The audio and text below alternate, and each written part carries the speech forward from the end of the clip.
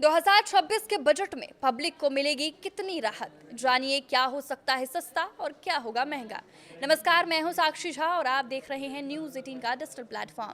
केंद्र सरकार आम बजट पेश करने की तैयारी कर रही है। वित्त मंत्री निर्मला सीतारमण 1 फरवरी 2026 को 9वां आम बजट पेश करेंगी।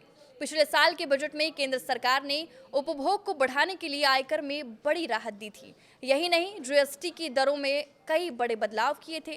इससे देश की जनता को बहुत बड़ी सौगात मिली थी। पर 2026 में सरकार का फोकस राजकोषीय मजबूती, रक्षा, एमएसएमई और ग्रीन एनर्जी पर रहने वाला है। पर सबसे बड़ा सवाल है महंगाई का, क्योंकि इससे सीधे मिडिल क्लास का जुड़ाव है।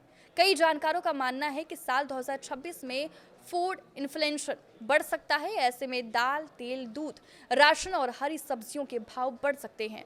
भारतीय मुद्रा रुपए की कमजोरी, आयात पर बढ़ती निर्भरता और वैश्विक अनिश्चितता से दबाव बढ़ना तय है।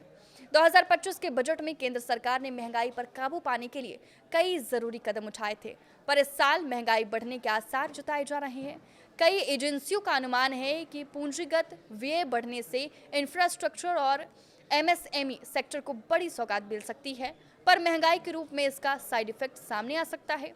यही नहीं, रुपए का अवमूल्यन की वजह से खाद्य तेल और दाल जैसे आयातित सामान महंगे हो सकते हैं। कई एजेंसियों का कहना है कि सीमेंट के महंगे होने से कंस्ट्रक्शन और हाउसिंग सेक्टर पर बुरा असर पड़ सकता है। 2025 के बजट में 1.61% से 2.07% के बीच महंगाई दर रही थी, पर साल 2026 में फूड इन्फ्लेशन से 2 से 4% के बीच रह सकती है। ऐसे में महंगाई बढ़ना तय माना जा रहा है।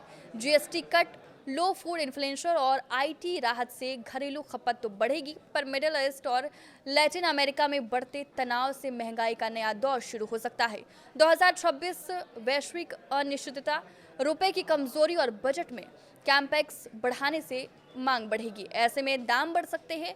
फूड इन्फ्लेशन बढ़ने से रसोई का बजट बिगड़ना तय माना जा रहा है। भारत में कनाडा और ऑस्ट्रेलिया से दाल का आयात होता है, पर रुपए की कमजोरी से दाल के दाम 10 से 15% बढ़ सकते हैं। इसके दाम 2025 में कम थे, लेकिन डिमांड बढ़ने से अब प्राइस हाइक के आसार दिख रहे हैं। एडिबल ऑयल का आयात इंडोनेशिया और मलेशिया से होता है। पिछले साल 132% ऑयल के दाम बढ़े थे। इस साल भी यही ट्रेंड रह सकता है।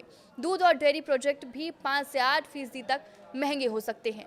इस साल 6 से 7% के बीच फूड इन्फ्लेशन रहने का अनुमान है। डेयरी के बढ़ते दाम भी इसमें बड़ा रोल निभाएंगे।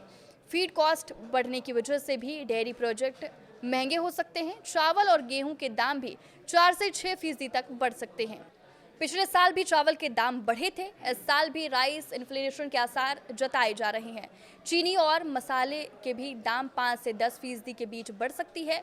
चीनी पर सरकार भले ही जीएसटी रेट घटा दे, पर ओवरऑल महंगाई बढ़नी तय मानी जा रही है। यही नहीं, आटा, नमक, चाय और कॉफी के दाम भी 3 से 5% के बीच रह सकते हैं। रुपए की कमजोरी का असर इम्पोर्टेड सामान पर पड़ना तय माना जा रहा है। आपकी इस वीडियो पर क्या राय है, हमें कमेंट करके जरूर बताएं। नमस्कार।